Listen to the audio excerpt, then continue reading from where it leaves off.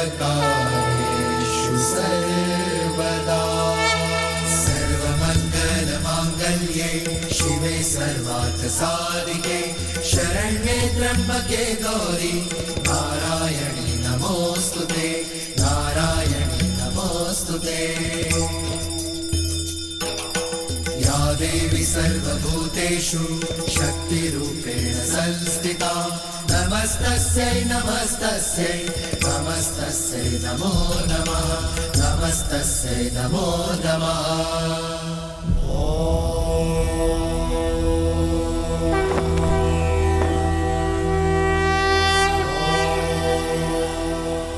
राम राम राम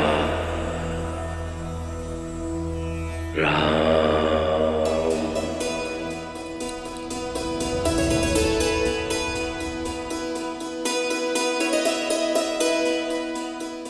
महादेव हैं आप। मनुष्य देव सभी आपको पूछते हैं, फिर भी हर दिन आप एक मनुष्य का नाम जपते हैं, क्यों? जगत जननी हैं आप, फिर भी इस प्रश्न का उत्तर मुझी से पूछती हैं आप, क्यों? कहीं ऐसा तो नहीं देवी कि आप श्री राम कथा मेरे मुख से सुनते सुनते थकती नहीं? जब आप सुनाते सुनाते नहीं थकते तो मैं सुनते सुनते कैसे थक सकती हूँ? सत्य तो ये है कि श्री राम के नाम में उनकी बात कहने सुनने में मन बड़ा रमता है। रमेगा क्यों नहीं? मनुष्य जीवन की सीमाओं में बंध कर भी मर्यादा की नई सीमाएं रचने वाले हैं विष्णु के अवतार श्री राम।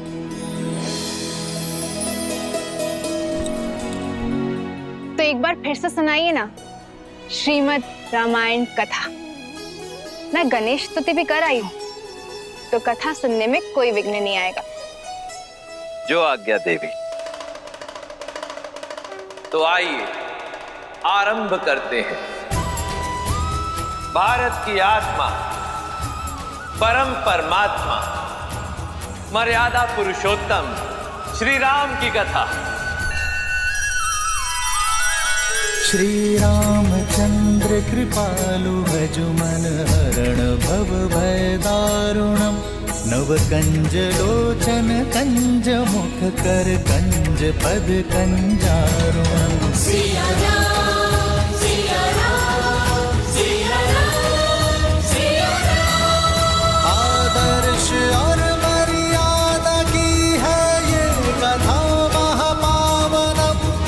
काट मद श्री से मिलाने श्रीमद् रामायणम श्रीमद् रामायणम। सिया राम सिया राम सिया राम सिया राम।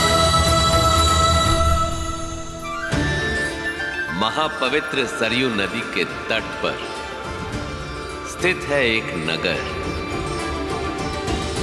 जो त्रेता युग में सूर्यवंशी राजाओं की राजधानी थी। इक्ष्वाकु के वंशज भगीरथ, रघु और अज को जन्म देने वाला नगर जिसे कोई युद्ध में जीत ना सका, अयोध्या।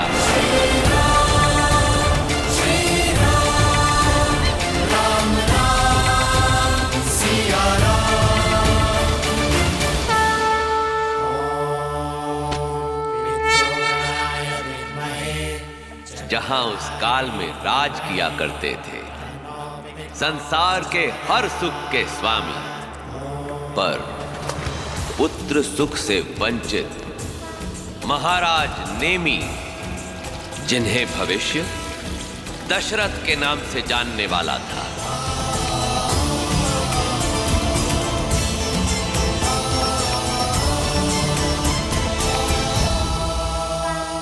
श्राद्ध की रीतियां पूर्ण हुई महाराज ने भी। जी आचार्य।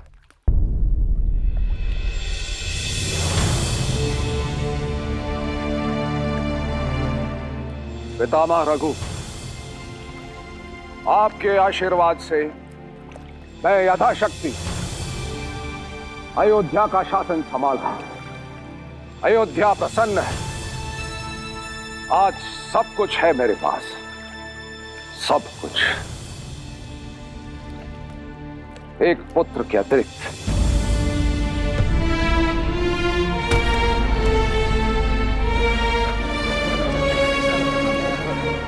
एक पुत्र जो मेरे उपरांत अयोध्या को प्रज्वलित कर सके।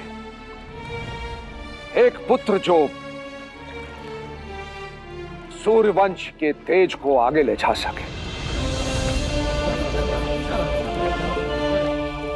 ऐसे एक पुत्र का आशीष दीजिए पितामह।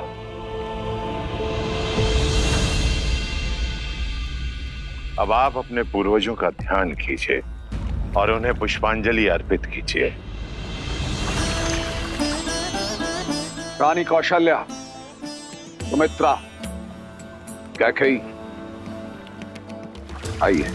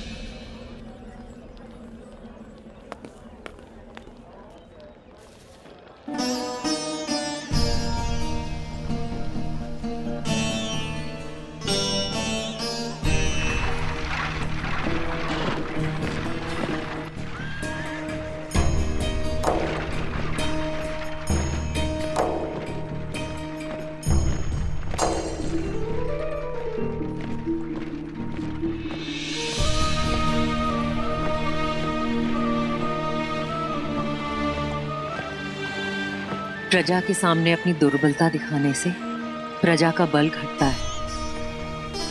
अयोध्या के महाराज को ये शोभा नहीं देता। मत भूलो कैकेयी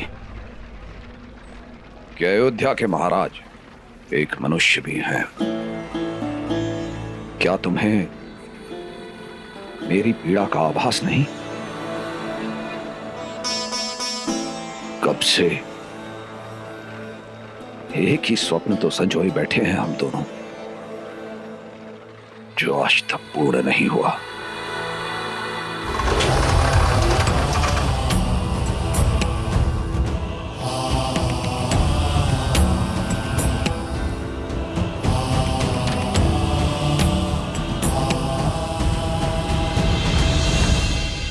महाराज कहते हैं भोर में देखे स्वप्न अवश्य पूर्ण होते हैं। आज भोर में मैंने एक स्वप्न देखा महाराज। उस स्वप्न में नन्हे नन्हे पैर हमारे आंगन में चल रहे थे। हमारे उपवन में, हमारे कक्षों में किलकारियां गूंज रही थी महाराज, आपकी संतान की। संतान? क्या उनमें कोई पुत्र भी था कैकेयी? चारों महाराज। मैंने स्वप्न में आपके 4 पुत्र देखे हैं, रघुवंश के 4 वंशज। सच कैकेयी?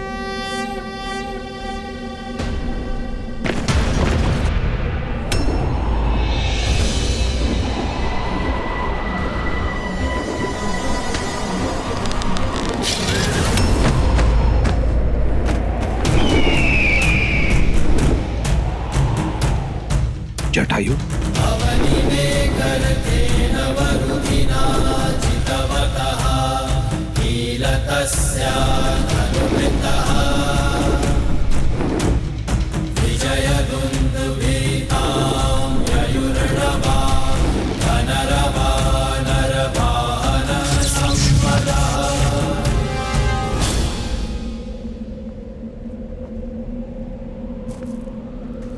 मित्र जटायु,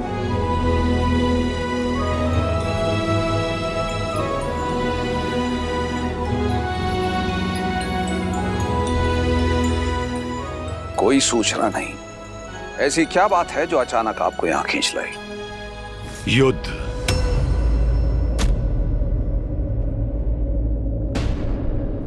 इसमें मुझे मेरे मित्र नेमी की सहायता चाहिए। गरुड़वंशी महावीर जटायु को मेरी सहायता की आवश्यकता है। क्यों उपहास कर रहे हो मित्र? उपहास नहीं है ये मित्र, ये कोई साधारण युद्ध नहीं है। स्वयं देवराज इंद्र ने मुझे आपके पास सहायता लेने के लिए भेजा है, क्योंकि संभासुर ने देवलोक में हाहाकार मचा रखा है। उसके असुरों ने दंडक वन में छावनी बना ली है। भयंकर असुरों से लदा है उसका विमान। एक साथ 10 दिशाओं से प्रकट होकर आक्रमण करता है वो मायावी। देवराज इंद्र ने इसीलिए मुझे आपके पास भेजा है, क्योंकि अयोध्यापति नेमी के अतिरिक्त कोई भी उस संभासुर के उत्पात को समाप्त नहीं कर सकता।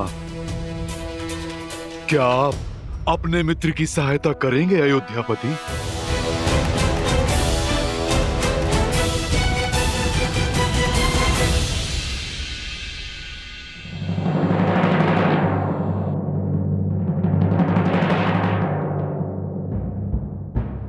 अयोध्या की राजसभा में उपस्थित सभी को इस बात की सूचना मिल चुकी है कि अयोध्या के मित्र देवराज इंद्र ने हमसे सहायता मांगी है और अयोध्या इस सहायता का उत्तर देगी।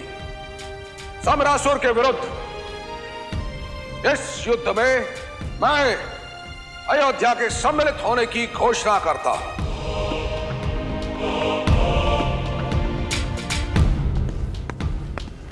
क्षमा करें महाराज।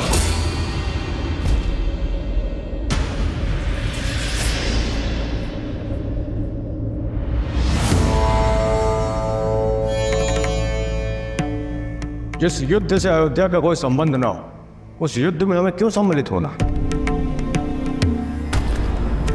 क्या अयोध्यापति को अपने किसी निर्णय के लिए तर्क देने की आवश्यकता है ऋषि जवाली? महामंत्री सुमंत, महाराज ने हमें सभा में जनता के प्रतिनिधि के रूप में नियुक्त किया है और जनता का प्रतिनिधि होने के नाते और प्रजाहित के प्रश्नों का उत्तर देने के लिए राजा बाध्य है। कुलगुरु, यदि हमारे प्रश्न नीतियों के विरुद्ध हैं तो हम अपने प्रश्न को वापस लेने की तैयार हैं। एक वर्ड बोले जवाली, सदा ही अनुचित प्रश्न पूछते हैं। राजा अपने निर्णय में प्रजा से सहमति ले, यही नीति है। आशा है महाराज आपके सभी प्रश्नों के उत्तर देंगे ऋषि जवाली। क्षमा करें महाराज, जनता का प्रश्न यह है कि यदि सम्रासुर जीतता है तो उसमें हमारी कोई हानि नहीं है, और यदि देवतागण जीतते हैं तो उसमें हमारा कोई लाभ नहीं है। तो फिर इस युद्ध में सम्मिलित होकर हम अपना धन और जनशक्ति को क्यों व्यर्थ करें?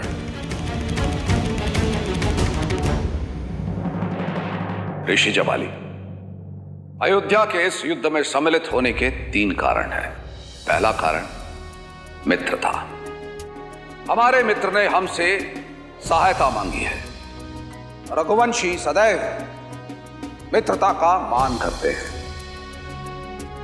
दूसरा कारण, दूर फैली अग्नि को यदि बुझाया ना जाए तो उसे निकट आने में अधिक समय नहीं लगता। दंडक वन अयोध्या से अधिक दूरी पर नहीं है। और तीसरा कारण, राजा का धर्म, जो है प्रजा की हर संकट से रक्षा करना। वो संकट जो सामने हो या वो संकट जो आने वाला हो। इसीलिए अयोध्या और प्रजा के हित में सम्रासुर के विरुद्ध इस युद्ध का नेतृत्व मैं स्वयं करूंगा। ऋषि जवाली, आशा करता हूं आपको आपके प्रश्नों के उत्तर मिल गए होंगे। क्षमा करें महाराज।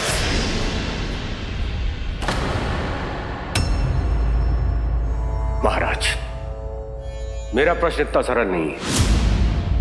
उत्तराधिकारी के बिना महाराज राज नहीं छोड़ सकते।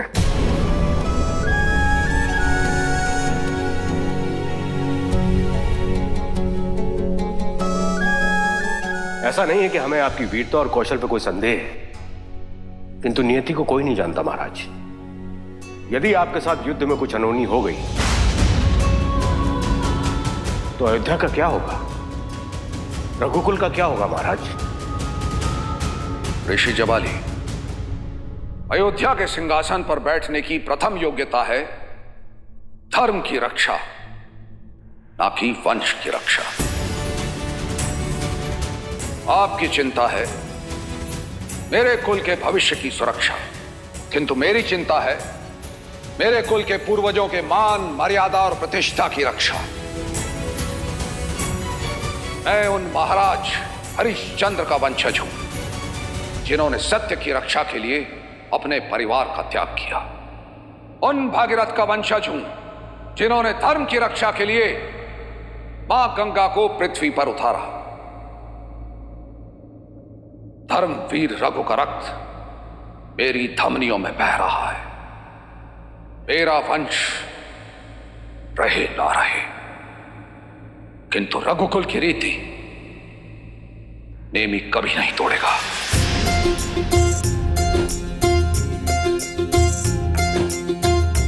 रघुकुल रीति सदा चली आई, प्राण जाए पर वचन न जाए। महाराज नेमी की, महाराज नेमी की, महाराज नेमी की। प्राण जाए पर वचन न जाए। कि भोजन के साथ सरयुग का जल रख लिया है ना, उन्हें वही भाता है। युद्ध के लिए अतिरिक्त कवच तो रख लिए हैं ना। देवासुर संग्राम है तो ध्यान रहे, महाराज के सारे दिव्यास्त्र सुरक्षा में सज्ज रहे। जय हो महाराज। इसे शीघ्र करो।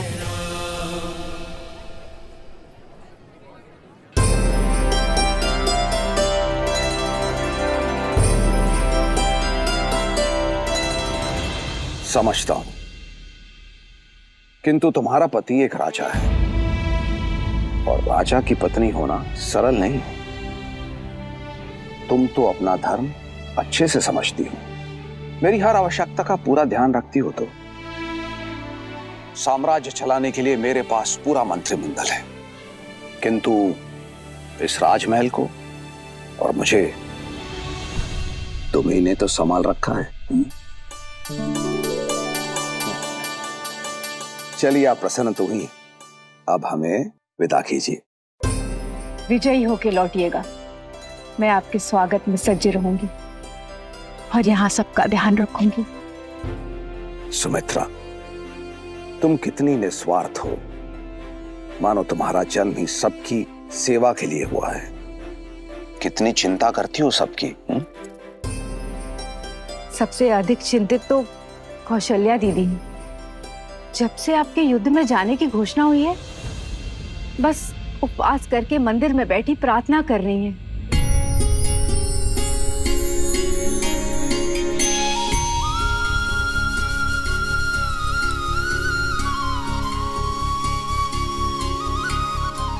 रानी सुमित्रा ने बताया कि आप चिंतित हैं। चिंतित थी, इसलिए यहाँ आई थी। अब प्रार्थना के बाद मन शांत है। धर्म युद्ध में नारायण आपका साथ दे।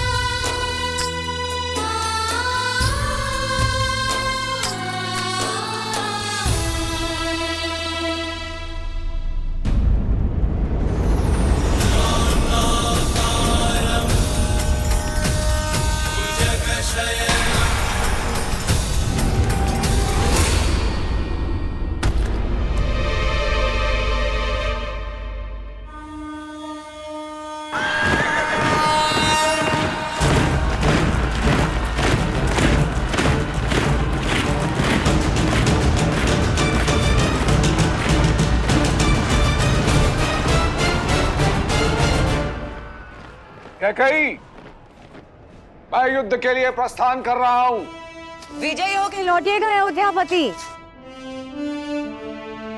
जो कह रही हो तुम्हारी आंखों में देखना चाहता हूं। मंत्रा, आओ मेरी मदद करो।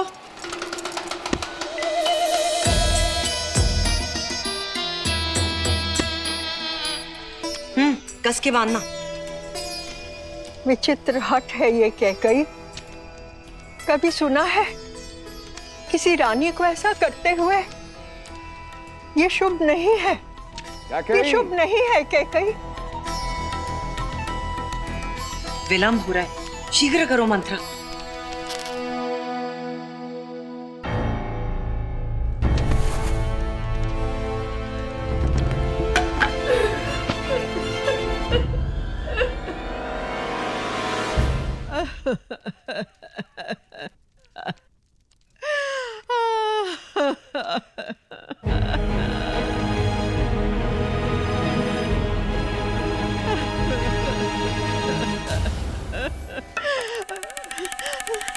क्यों चिंता करती हो? हाँ, कुछ नहीं होगा मुझे। अश्वपति की बेटी हूं मैं, योद्धाओं के बीच में पली बड़ी हूं। कहाँ गई मेरी वो मंत्रा जो कहा करती थी कि पूरे भारतवर्ष में मुझ जैसी वीरांगना नहीं? क्या हुआ मेरी उस मंत्रा को? ये शुभ नहीं है कैकेयी, ये अनर्थ है। मैंने कहा ना तुमसे, कुछ नहीं होगा मुझे।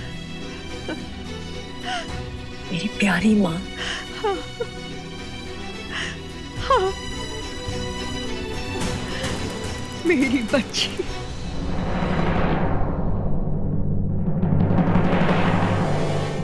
विदा।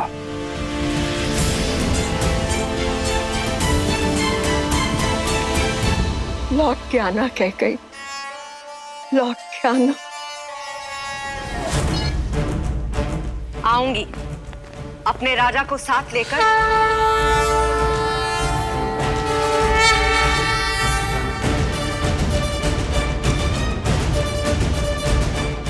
अयोध्यापति महाराज नेमी की, अयोध्यापति महाराज नेमी की, अयोध्यापति महाराज नेमी की।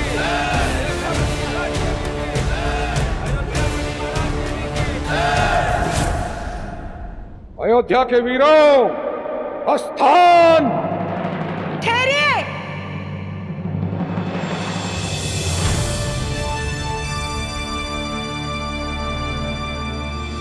कैकेयी, तुम यहाँ?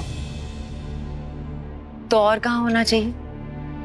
आप ही ने कहा था ना, जो कुछ मैंने कहा आप मेरी आंखों में देखना चाहते हैं। देख लीजिए। तुम जानती हो ना कि आप मुझसे रुष्ट थे, जानती हूँ, पर क्या करूं, मंत्रा को समझाने में इतना समय लग गया। बेचारी बहुत भयभीत हो रही थी। होना भी चाहिए। अब युद्ध क्षेत्र में शत्रु पर प्रहार करने से अधिक हमें तुम्हारी रक्षा की चिंता करनी होगी।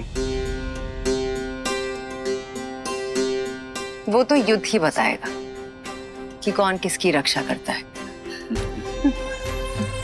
हमारी बात मानो, आरती करके हमें विदा करो। आरती वो करते हैं जो अपने पति के लौटने की प्रतीक्षा करें।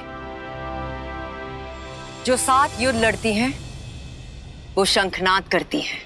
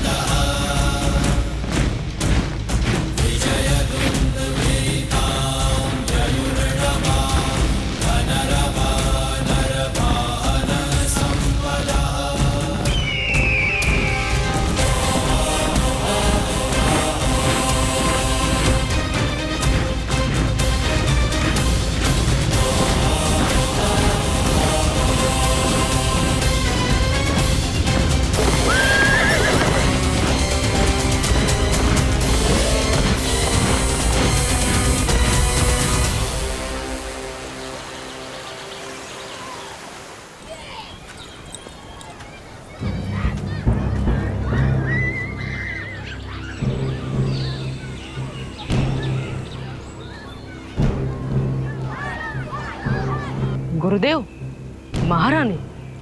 प्रणाम महारानी। प्रणाम महारानी। आचार्य वशिष्ठ।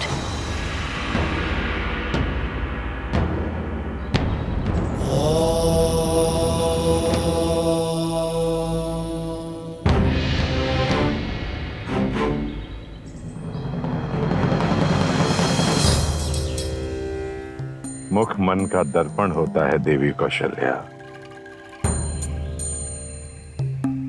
कहिए, क्या शंका है? आचार्य, एक स्वप्न है जो मुझे बार बार दिखाई दे रहा है, जिसने मेरे मन में हलचल मचा रखी है।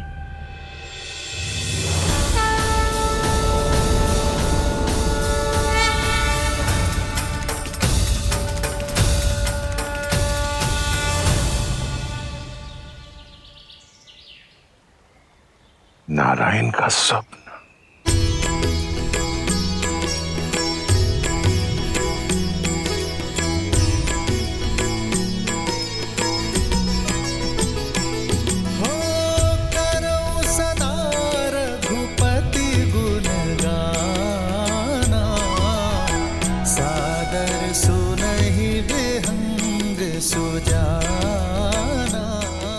आचार्य, कौन है ये? ये महान संत काकभूषणी है। जब जब अवधपुरी रघुबीरा, धरहि भगत हित मनुज शरीरा। ये क्या अनर्थ कर रहे हैं आप? अनर्थ नहीं माँ, आप तो संसार की सबसे धन्य माँ है। आपके दर्शन पाकर तो मैं भी धन्य हो गया माँ।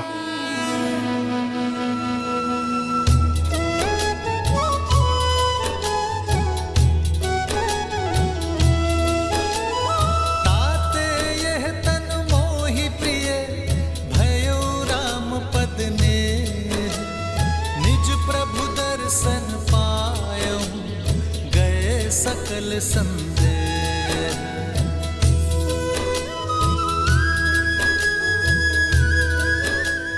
आचार्य, मैं यहाँ अपनी उलझन लेकर आई थी और आप मुस्कुरा रहे हैं, और श्री काकभूषणी जी का व्यवहार और शब्द, मैं और उलझ गई हूँ।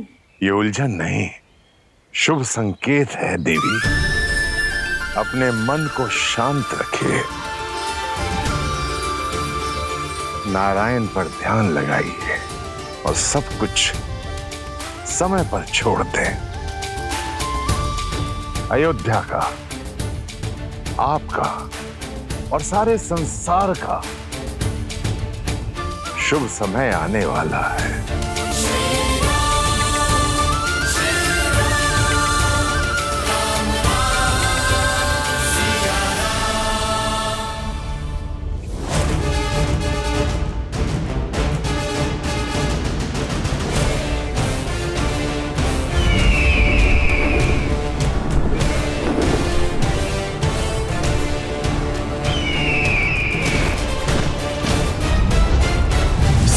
मित्र, बड़ा ही मायावी है ये संभासुर। मैं ऊपर आकाश में पहरा देता हूँ, आप नीचे भूमि पर सज रहिए।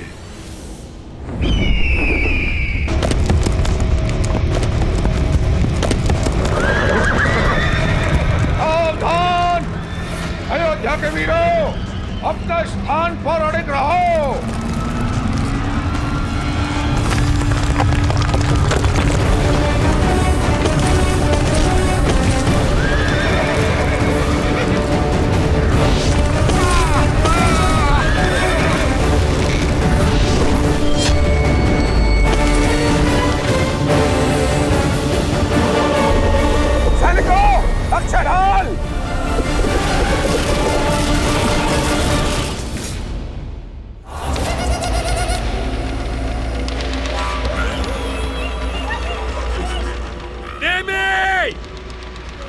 अभी भी समय है, लौट जाओ। अवध के वीर धर्म युद्ध से दो स्थिति में लौटते हैं, या तो विजय प्राप्त करके या वीर गति प्राप्त करके। ठीक है, वीर गति प्राप्त करो। सेना आक्रमण!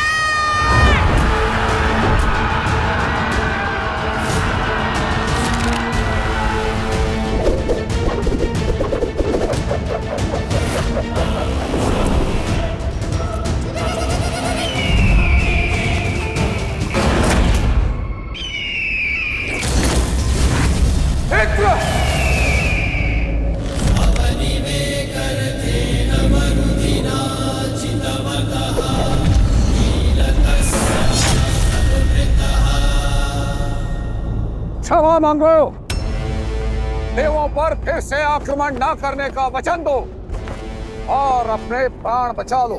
अभी तो युद्ध प्रारंभ भी नहीं हुआ है नेमे।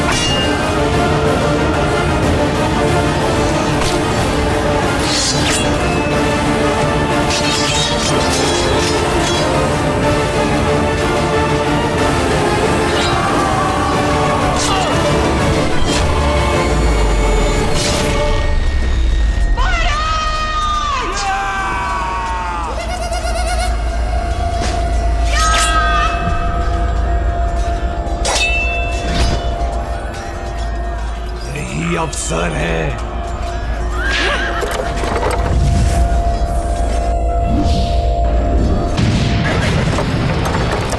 अयोध्यापति, कुछ नहीं होगा आपको।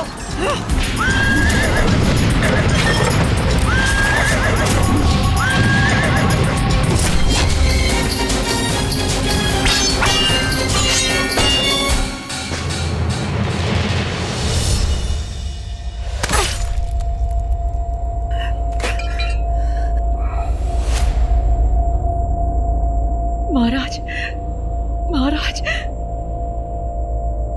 युद्ध में क्या हुआ कैकई?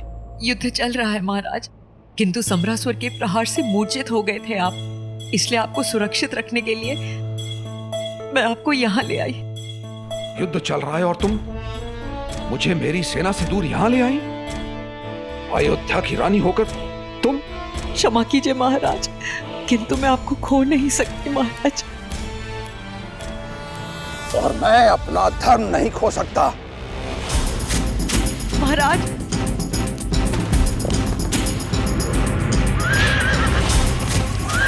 महाराज मैं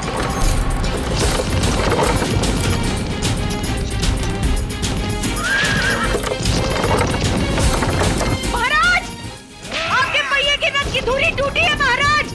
महाराज रुकिए।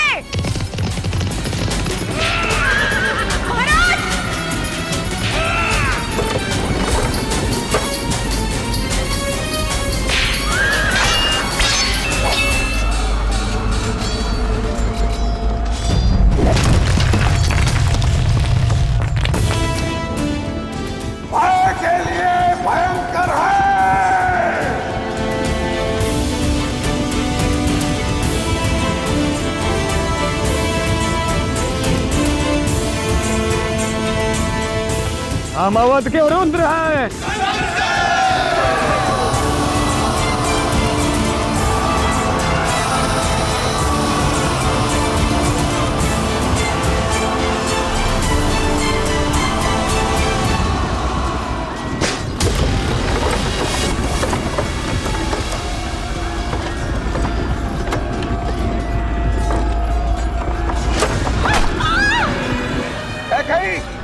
तुमसे कहा था मेरा ध्यान भंग मत करो।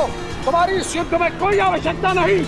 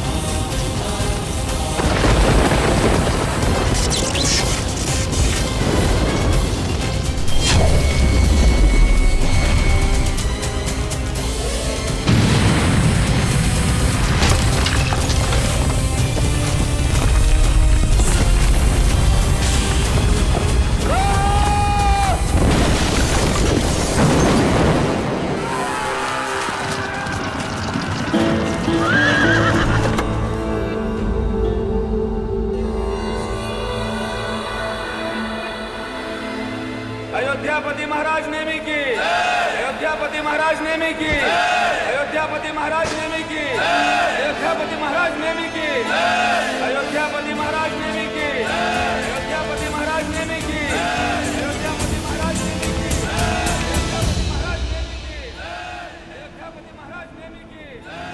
अनेकों युद्ध लड़े पर ऐसा शौर्य, ऐसा कौशल कहीं नहीं देखा मित्र नेमी।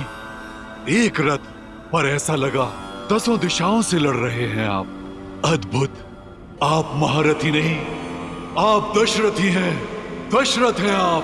बोलो महाराज दशरथ की, बोलो महाराज दशरथ की, महाराज दशरथ की, महाराज दशरथ की जय।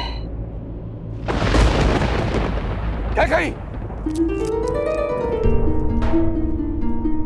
क्या कही? क्या कही?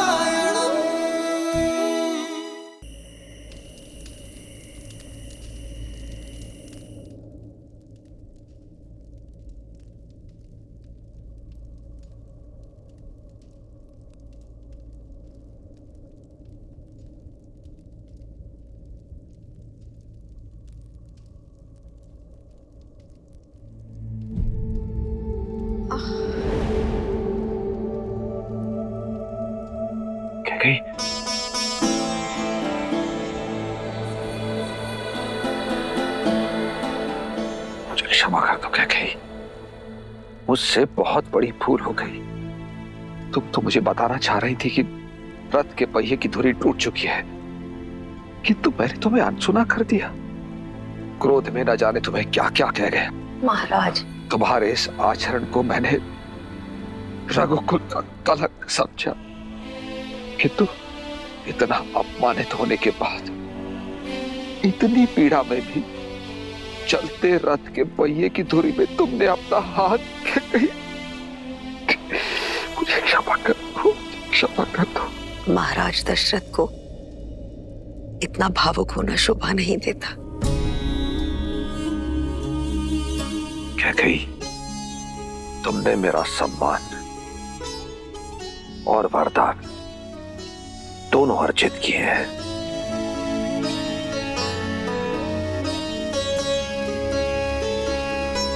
मांगो कैकेयी, जो मन चाहे वो वरदान मांग लो।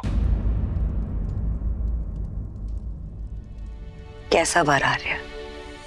मैंने जो कुछ भी किया अपने पति के प्राणों की रक्षा के लिए किया। तुमने केवल अपने पति के प्राणों की ही रक्षा नहीं की, अपितु अयोध्या के महाराज के प्राणों की भी रक्षा की है।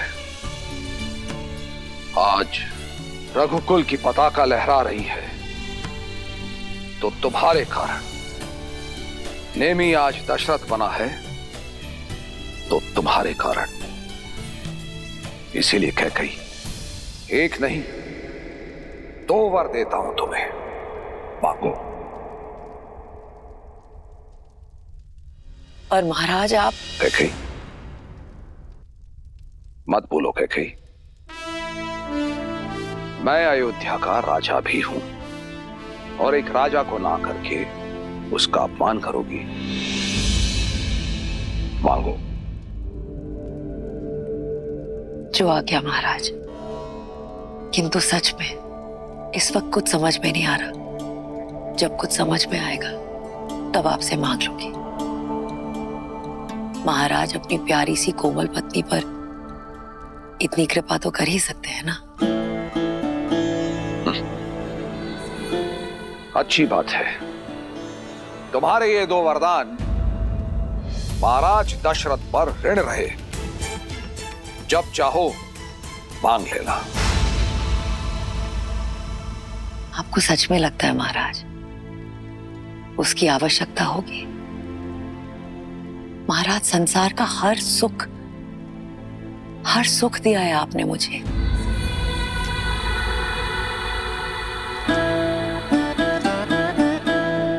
कहां दे पाया मैं हर सुख?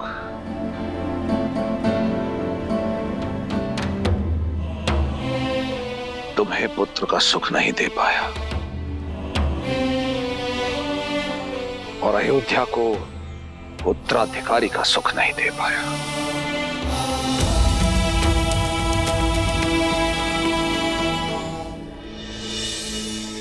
ईश्वर जो देते हैं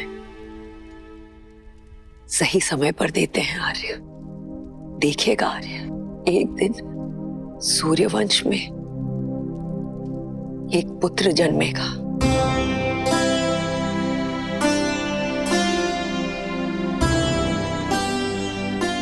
जो चंद्रमा की भांति सौम्य होगा,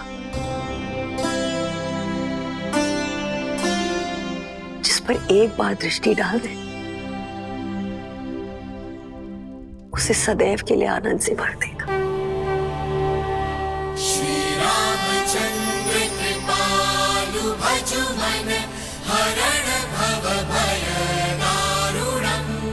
श्री रामचंद्र कृपालु भजु मन हरण भव भय दारुणम्।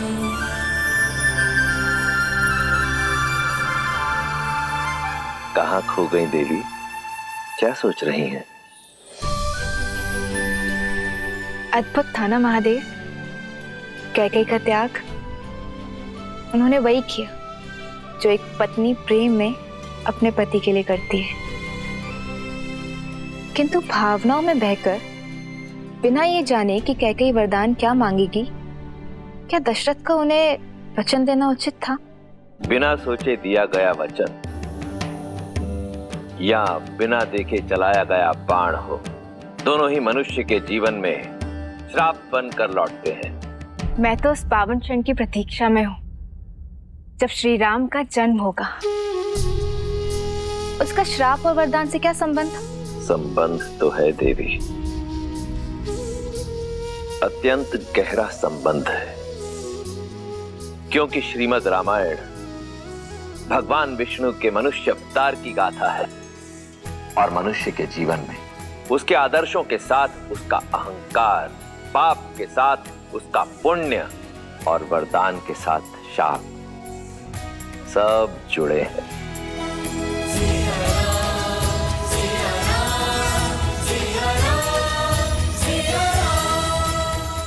श्रीमद् रामायणम्।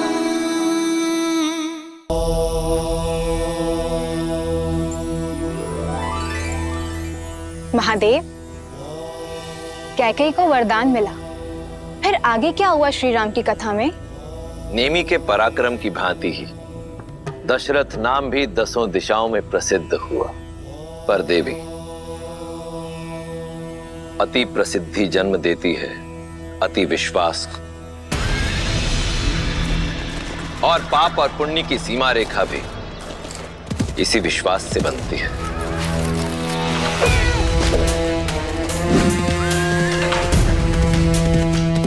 जो कब पार हो जाती है पता ही नहीं चलता।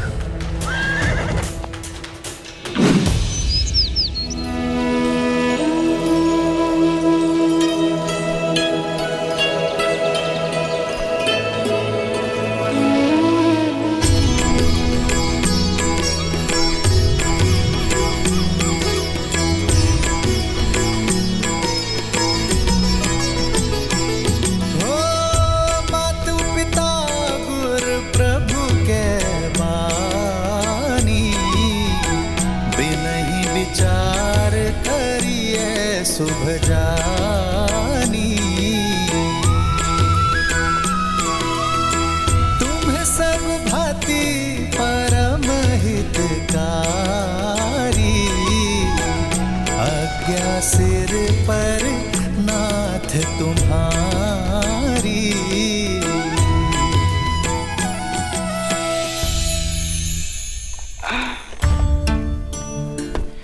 पुत्र श्रवण, हम काशी पहुंच गए?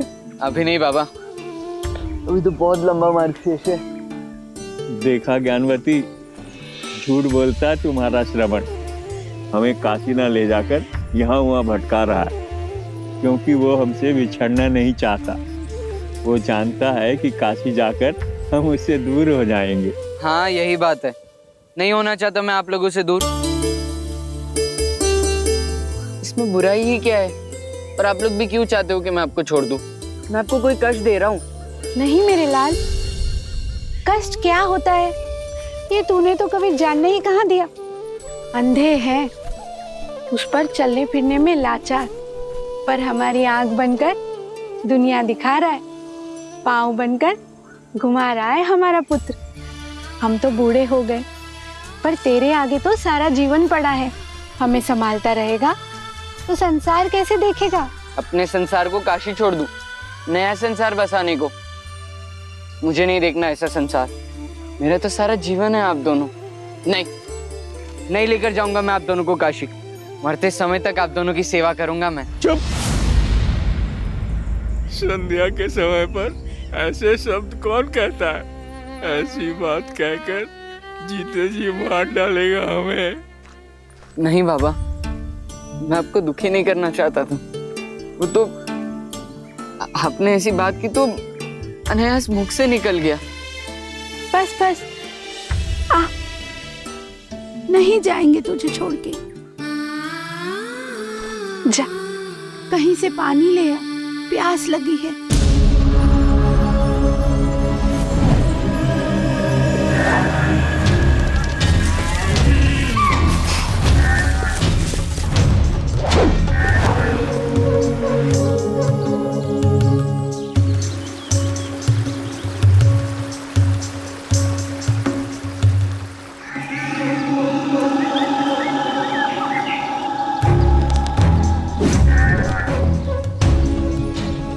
मैं आज तक आखेट से खाली हाथ नहीं लौटा हूं, आज भी नहीं लौटूंगा।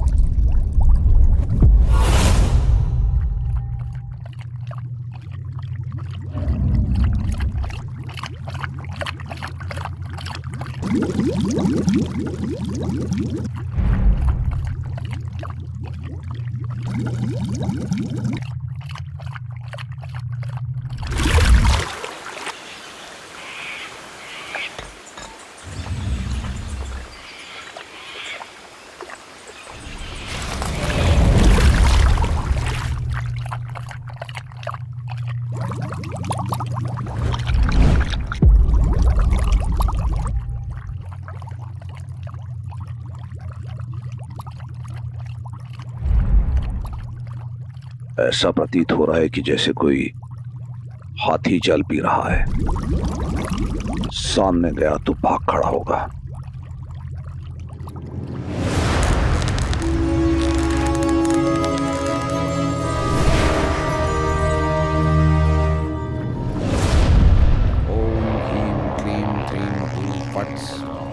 शब्द भेद।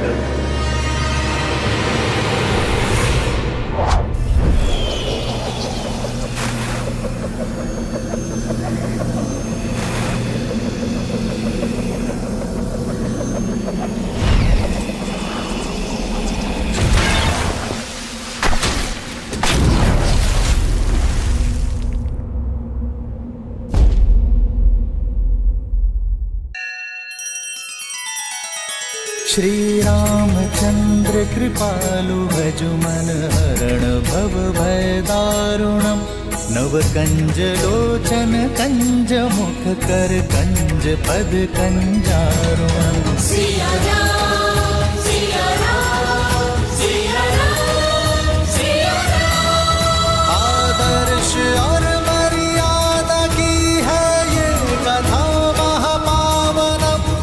काट मद श्री से मिला दे श्रीमद् रामायणम श्रीमद् रामायणम। सिया राम सिया राम सिया राम सिया राम। इतना समय क्यों लग रहा है श्रवण को?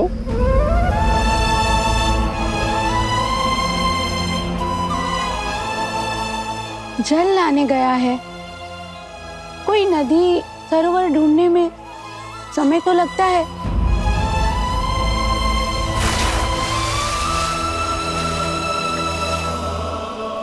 चिंता छोड़िए और प्रभु पर विश्वास रखिए।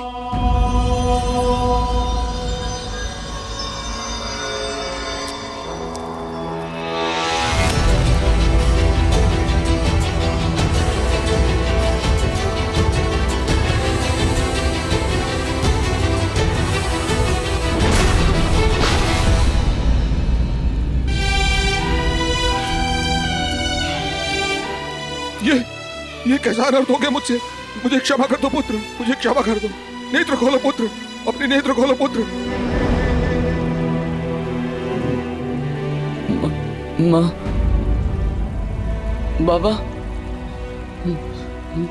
नहीं पुत्र, कुछ नहीं होगा। मैं कुछ नहीं होने दूंगा तुम्हें। एक क्षण मैं तुम्हें अभी वैद्य के पास लेके जाता हूँ। नहीं, चलो।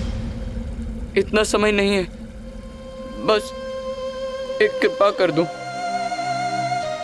मैं अपने बूढ़े दृष्टिहीन माता पिता की इकलौती संतान हूँ। ये क्या कर दिया मैंने? वो प्यासे हैं यहीं पास में। मैं मरते मरते नहीं उन्हें प्यासा नहीं छोड़ सकता। नहीं पुत्र, ऐसा मत कहो, ऐसा मत कहो।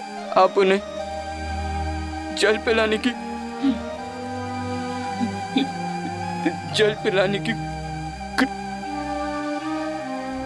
नहीं पुत्र पुत्र पुत्र।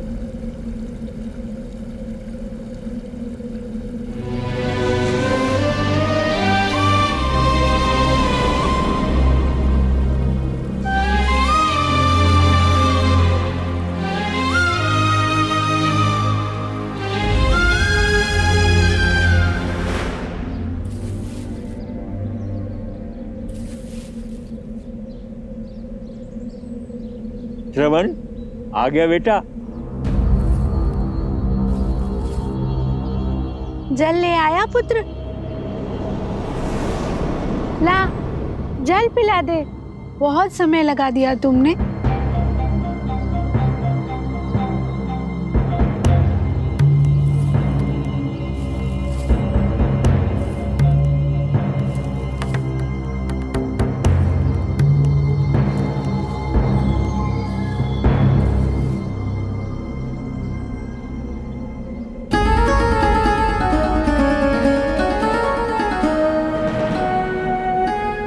श्रवण नहीं हो? कौन हो तुम?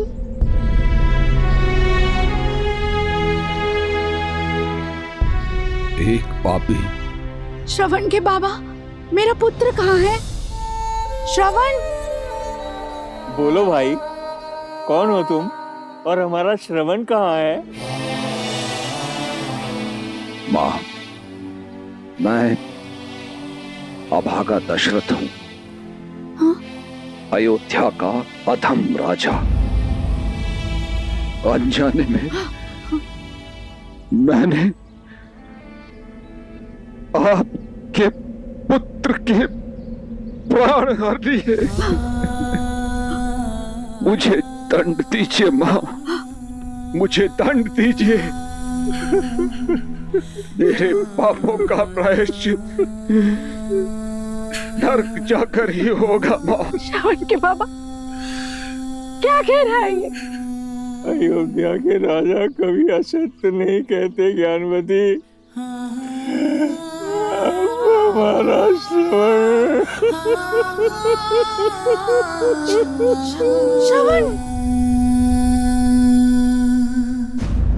माता, माता!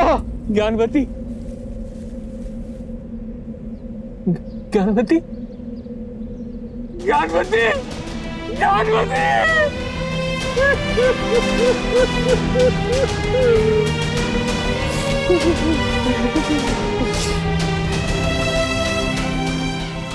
राजा है तू, अयोध्या का, जिसका धर्म सबकी रक्षा करना है। ऐसे होती है प्रजा की रक्षा। भूल हुई है मुझसे, मुझे दंड दीजिए। मृत्यु ही मेरा प्रायश्चित है। क्या मृत्यु पर्याप्त है इस पाप से मुक्त होने के लिए? अपने कर्म फल से मुक्त नहीं हो पाओगे। जो बोया है वो काटोगे दशरथ। तुमने दो अंधों के जीवन का सहारा छीना है। तुम भी अपने आंखों के तारे से दूर हो जाओगे। जीते जी नरक भोगोगे। श्रवण की भांति अपने धर्म रक्षक पुत्र के वियोग में तरस तरस कर मरोगे तुम। ये बूढ़े दुखी पिता का श्राप है, श्राप है।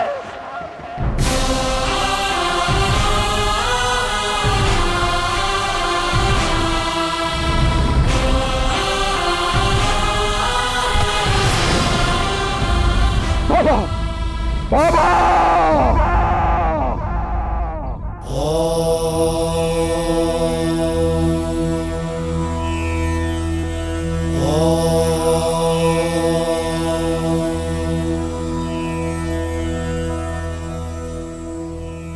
अद्भुत कथा है ना? दशरथ का अति विश्वास उसे पाप की ओर ले गया और पाप से मिला श्राप, जो श्री राम के जन्म का आधार बना। हाँ देवी, परंतु श्री राम जन्म का आधार केवल दशरथ को मिला श्राप ही नहीं था, अपितु किसी और को मिला वरदान भी था। वरदान? हाँ, उस भक्त को मिला वरदान जो अपनी भक्ति से ही शक्ति पाकर ऐसा महा अधर्मी बन गया कि उसका अंत करने के लिए स्वयं भगवान विष्णु को श्री राम अवतार लेना पड़ा। वो वरदान जो विश्रवा ऋषि के पुत्र दशानन को मिला।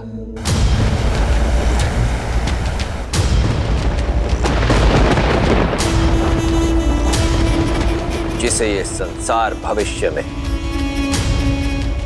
रावण के नाम से जानने वाला था।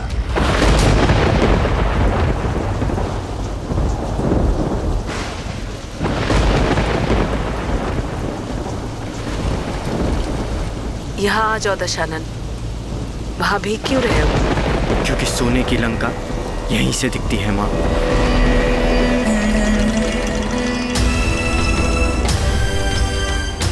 देख रहा हूं कि कैसे मेरा सौतेला भाई कुबेर वहां लंका में भर भर के जी रहा है और हम यहां मर मर के जी रहे हैं।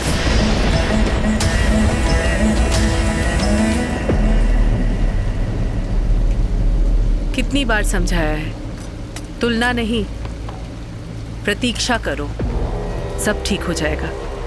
एक बार तुम्हारे पिता विसर्वा। मत लो ये नाम मेरे सामने माँ।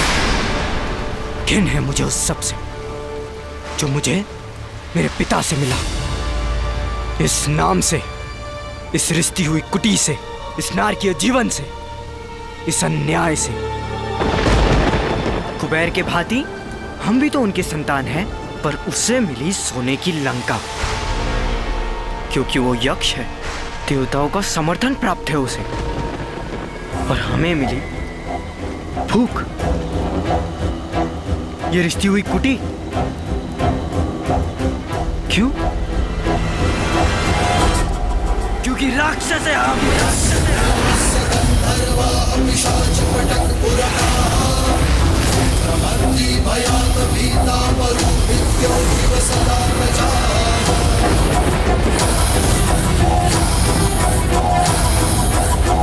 शांत हो जाओ पुत्र। प्रतीक्षा का फल मीठा होता है। प्रतीक्षा प्रतीक्षा लाती है तो केवल निराशा। कुछ मिलता है तो प्रयास से, प्रहार से।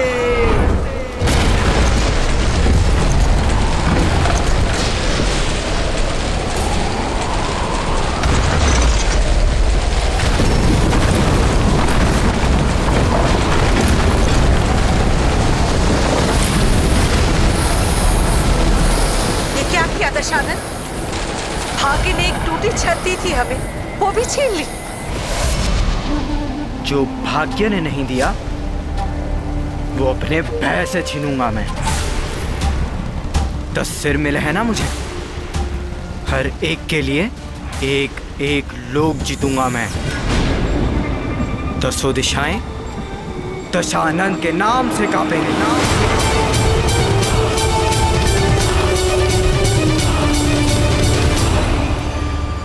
पुत्र। हाँ, बस कुछ दिन सौतेले भाई कुबेर के दान पर जी लो। मैं वरदान लेकर ही लौटूंगा।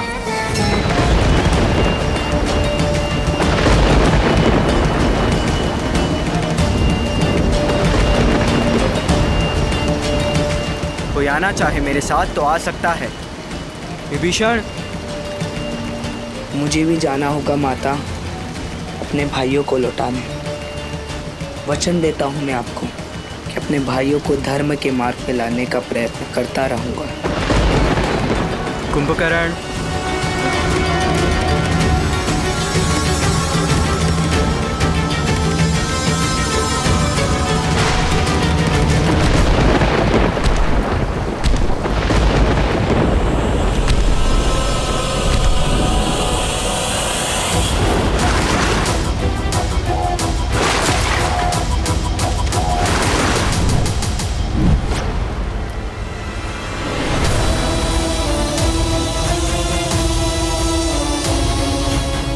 डरो मत माँ, जब मेरे भाई शक्ति लेकर आएंगे हम सबसे प्रतिशोध लेंगे। देवों से, तपस्वियों से, यक्षों से। विश्रवा ऋषि का पुत्र दशानन अपने भाइयों के साथ घनघोर तपस्या में लीन हो गया।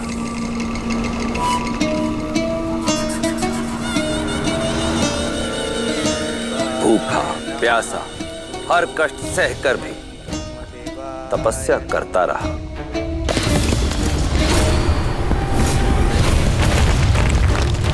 ओम ब्रह्मदेवाय नमः। भैया भैया, ओम ब्रह्मदेवाय नमः। दशानन का ये तप दिन से महीनों और महीनों से वर्षों में बदल गया। कुंभकर्ण और विभीषण ने भी उसका साथ नहीं छोड़ा, परंतु ब्रह्मदेव वो प्रसन्न नहीं हुए। धूप, ताप, शीत, वर्षा, प्रकृति की हर बाधा से अविचलित दशानन अपना तप निरंतर करता रहा। सहस्त्रों वर्ष बीत जाने पर दशानन का धीरज भी चूक गया था।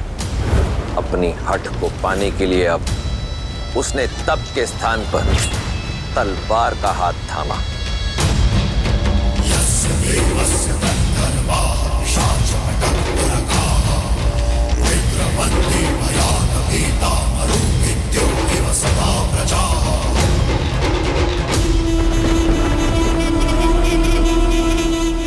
सहस्त्र वर्ष तप की अग्नि में जले हम, परंतु आप नहीं पसीजे ब्रह्मदेव। आप भी मेरे पिता की तरह निकले। उन्होंने भी अपने संतानों में पक्षपात किया और आप भी वही कर रहे हैं। देवों को बिन मांगे सब मिला और हमें इतने तप के बाद भी कोई फल नहीं। क्यों? क्योंकि राक्षस है हम।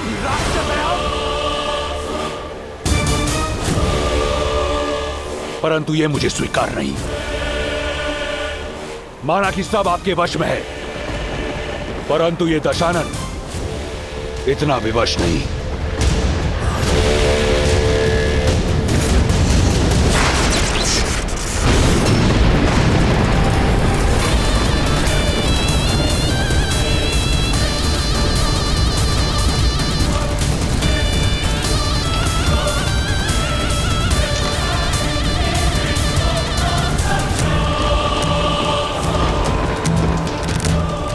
यदि मेरे कर्म स्वरूप आप मुझे वरदान नहीं दे सकते, तो मैं आपको वो लौटाता हूं जो मुझे आपसे मिला, मेरे प्राण।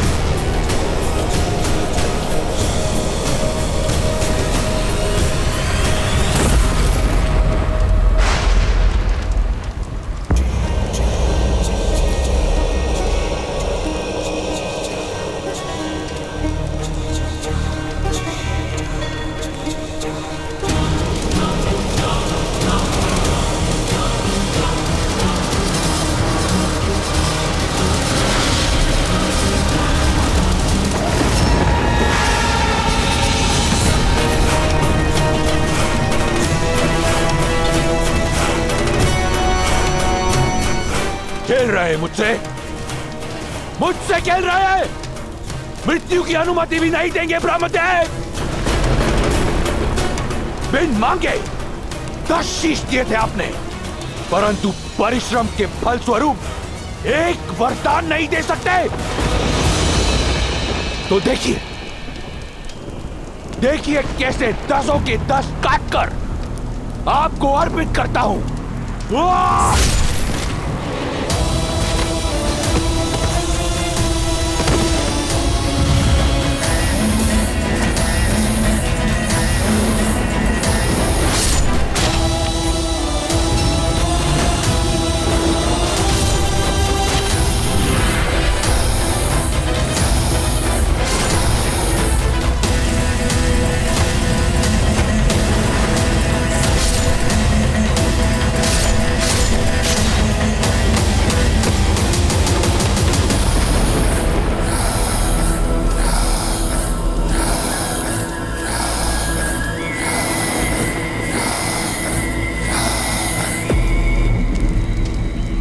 ये मेरा अंतिम शीश है।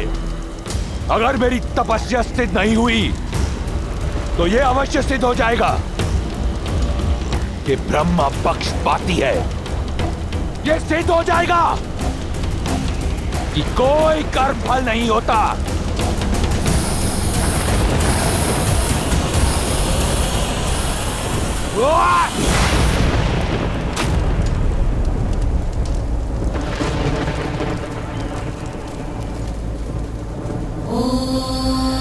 ब्रह्मवे नमः।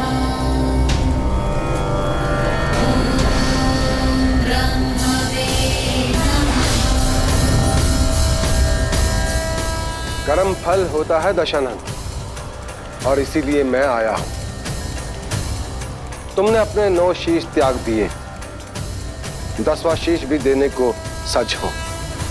तुमने अपने त्याग की पराकाष्ठा से एक वरदान अर्जित कर लिया है। मांगो, क्या चाहिए तुम्हें? कुछ ऐसा कि दोबारा 10 शीश अर्पित ना करने पड़े। अमर कर दो मुझे। अमरता देने का अधिकार मेरे पास नहीं है दशानन। कुछ ऐसा मांगो जो मैं दे सकूं।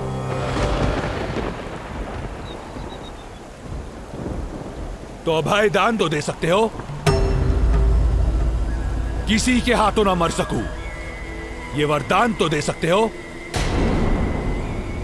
न देवता न असुर, न राक्षस न यक्ष, न गंधर्व न किन्नर, न पशु न पक्षी न नाग न कीट, न भूत न पिशाच न बेताल, कोई मुझे मार न सके।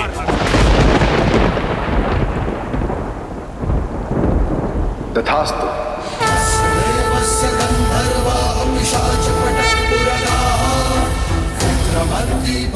बड़ा छोटा हृदय है आपका ब्रह्मदेव। तपस्या मेरे भाइयों ने भी की, वरदान उन्हें भी चाहिए। कुंभकर्ण,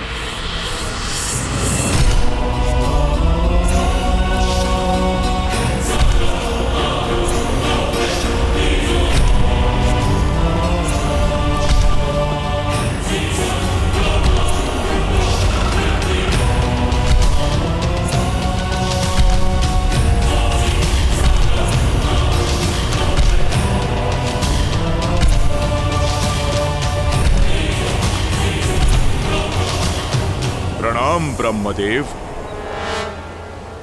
मांगो अपनी तपस्या का वरदान। इंद्रासन मांगो कुंभकर्ण।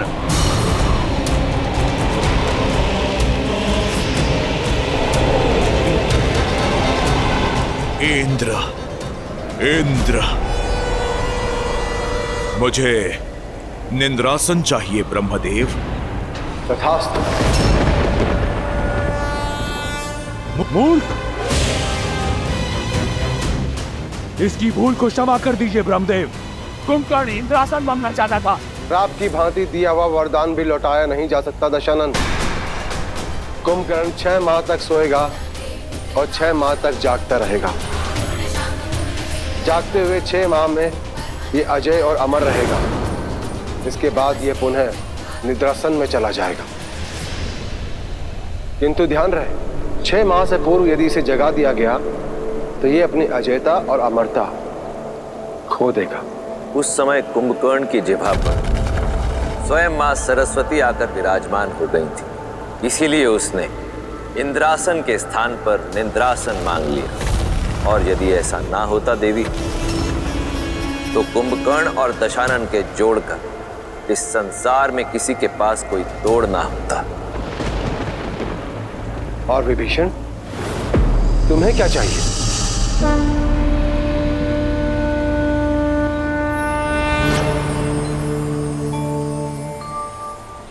सद्मार्ग का ज्ञान ब्रह्मदेव, ताकि मैं अपने भाइयों और अपने परिवार को धर्म का मार्ग दिखा सकूं। इसीलिए मुझे श्री हरि की भक्ति का वरदान दीजिए ब्रह्मदेव। तथास्तु। ब्रह्मदेव से वरदान पाने के पश्चात दशानन ने अपने लक्ष्य की ओर प्रथम पग बढ़ाया।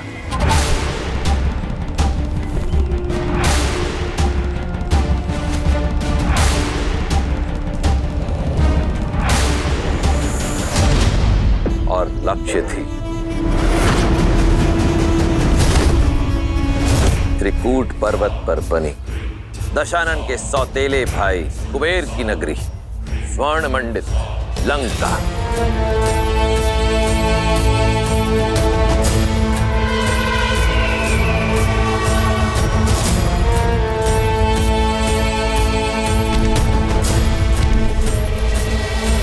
बड़े भैया, बड़े भैया,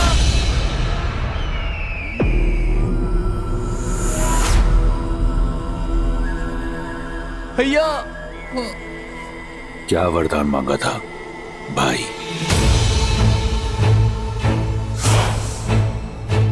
यही कि मैं अपने बड़े भाई का हाथ पकड़कर उसे धर्म का मार्ग दिखा सकूं भैया।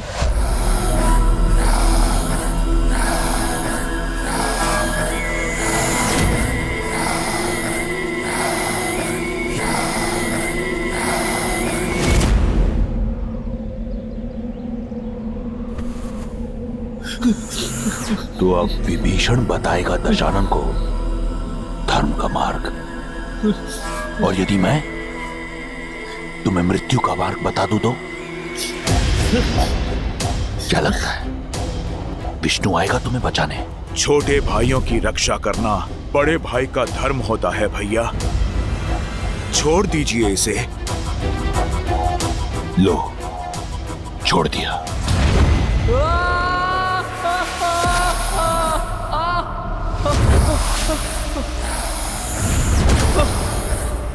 विष्णु का स्वप्न त्याग कर अपने जीवन के सत्य को पहचानो। यह है तुम्हारे जीवन का सत्य, यह है तुम्हारा स्थान मेरे चरणों में।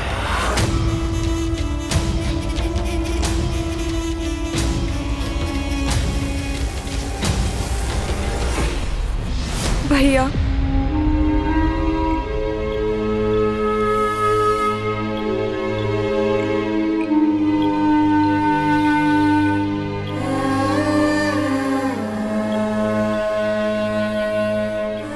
शूर्पणखा,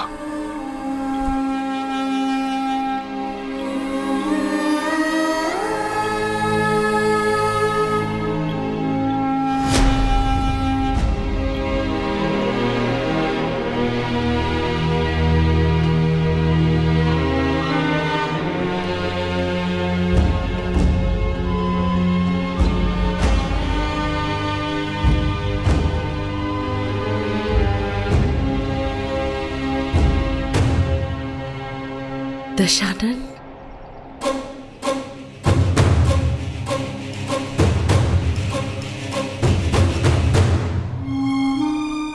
इतने वर्षों की प्रतीक्षा के बाद ये मिला मां।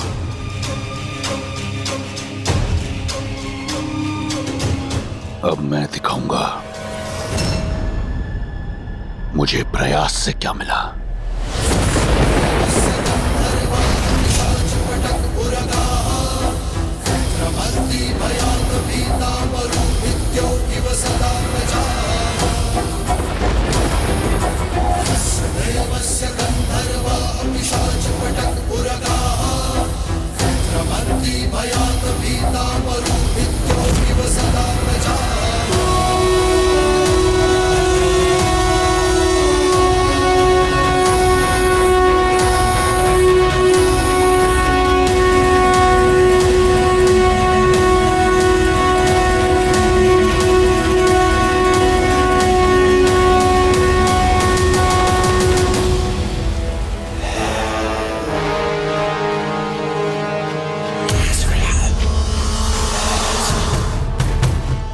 जो भाग्य ने नहीं दिया वो अपने भय से छीनूंगा मैं। दसों दिशाएं दशानन के नाम से कांपेंगी। अब हम सबसे प्रतिशोध लेंगे भाई।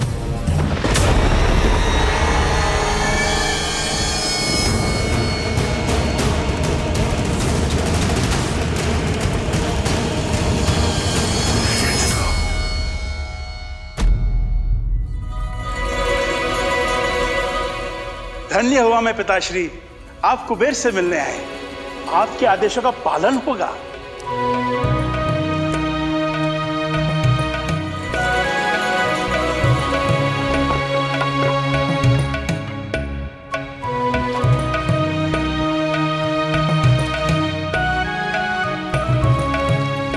प्रसन्नता है हमें, तुम लंका के वैभव को भोग रहे हो, पर क्या तुमने अपना कर्तव्य निभाया है कुबेर?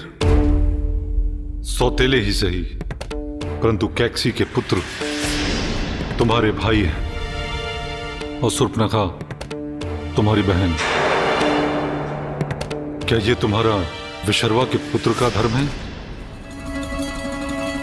पिताश्री, मुझे खेद है पिताश्री, भूल हुई मुझसे, पर अब मैं इसे सुधारूंगा। वे माता कैकसी के पुत्र मेरे ही भाई हैं, उन्हें मैं अपने मंत्रिमंडल में सम्मिलित करूंगा और बहन शूर्पणखा के लिए योग्य वर ढूंढकर उसका विवाह संपन्न करूंगा। और फिर मैं आ रहा है, वो आ रहा है, आपका पुत्र दशानन आ रहा है। ये तो बहुत शुभ समाचार है। मैं कुबेर के साथ इसी विषय पर बात कर रहा था। अब कुबेर के साथ मिलकर मेरे दोनों पुत्र शक्ति और बल का प्रयोग करके पूरे संसार का कल्याण करेंगे। दशानन वो नहीं है जो आप समझ रहे हैं आर्य। जाइए, कुबेर अपने प्राण बचाइए।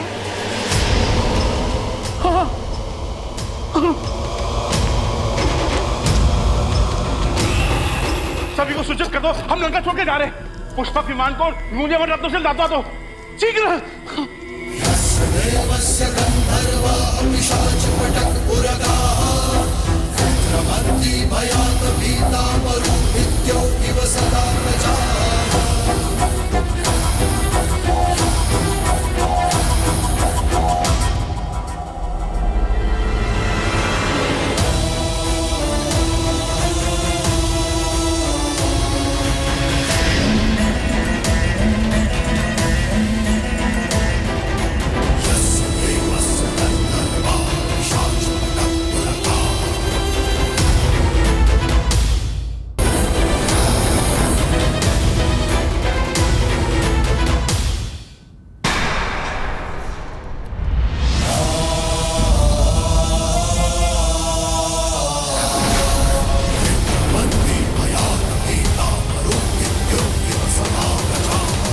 तो महान धर्माज्ञ ऋषि विश्रवा लौट आए अपने तप से।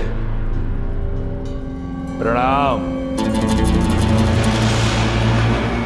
क्या वरदान लेकर लौटे हैं? विनम्रता, जिसका तुम में अभाव है। अभाव तो बहुत से हैं ऋषिवर। घर पर छत का अभाव, थाली में भोजन का अभाव,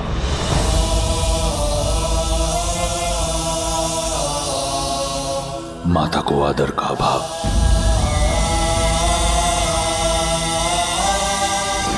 पिता के स्नेह का अभाव, परंतु इस पर कभी दृष्टि नहीं पड़ी होगी आपकी। दशानन, पिता है तुम्हारे, विनम्र बनो। क्षमा माता, परंतु विनम्रता सिखाने के लिए हमारे पिता कभी थे ही नहीं। आप अपने पति से यह पूछिए कि अब तक उस सिंहासन पर विराजमान क्यों हैं, जो अब उनका नहीं मेरा है।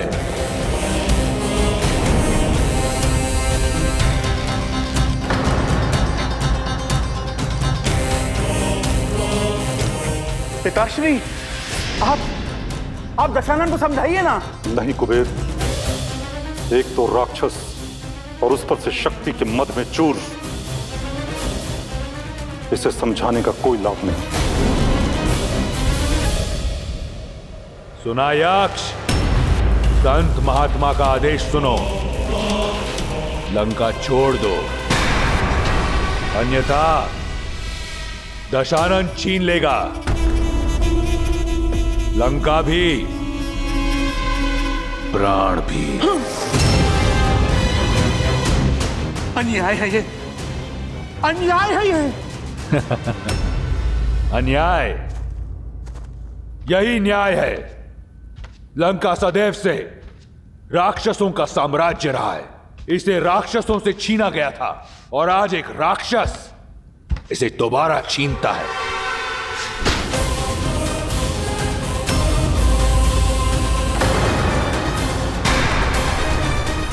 इससे अधिक विनम्रता मुझे नहीं आती। दशानन, तुम अपने पिता का अपमान कर रहे हो। मैं आपके पति को जीवन दान दे रहा हूं माता।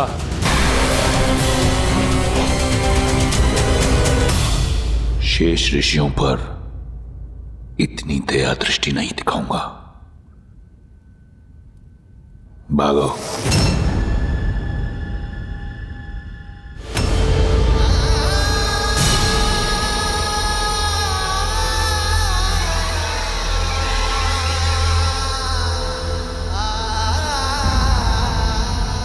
आज तुमने अपने पिता को नहीं खोया दशानन, बल्कि मैंने अपना पुत्र खो दिया है।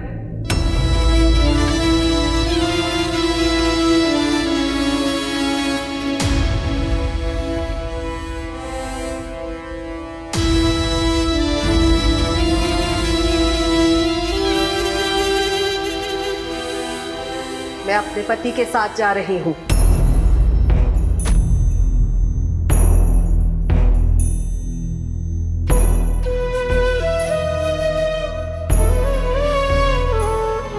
तुम में से मेरी कौन सी संतान मेरे साथ चलेगी?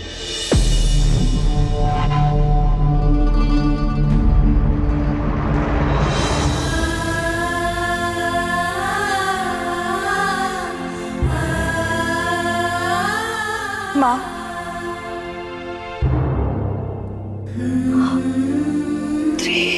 अब हम सबसे प्रतिशोध लेंगे।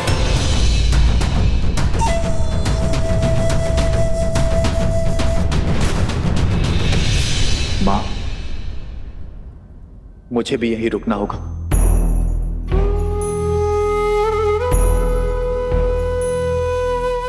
अपने भाइयों को उचित मार्ग जो दिखाना है।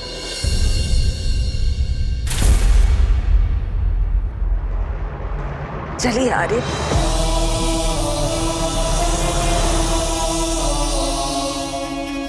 तो काम की बात प्रारंभ करें। मैं दशानन स्वयं को लंका का राजा घोषित करता हूं, और मुझे कोई मंत्र, कोई पुरोहित की आवश्यकता नहीं, क्योंकि मैं स्वयं महाब्राह्मण हूं। तो दशानन, तुम्हें लंका का नया राजा घोषित किया जाता है।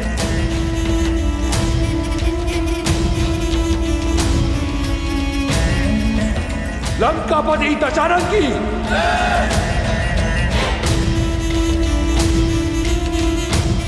लंकापति दशानन की लंकाधिपति महाराज दशानन की लंकाधिपति महाराज दशानन की लंकाधिपति महाराज दशानन की।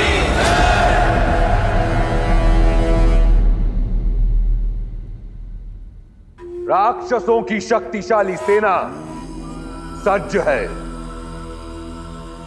और उनका राजा भी जो हमारा था एक बार फिर हमारा होगा, और जो हमारा नहीं उस पर भी हम अपना आधिपत्य स्थापित करेंगे।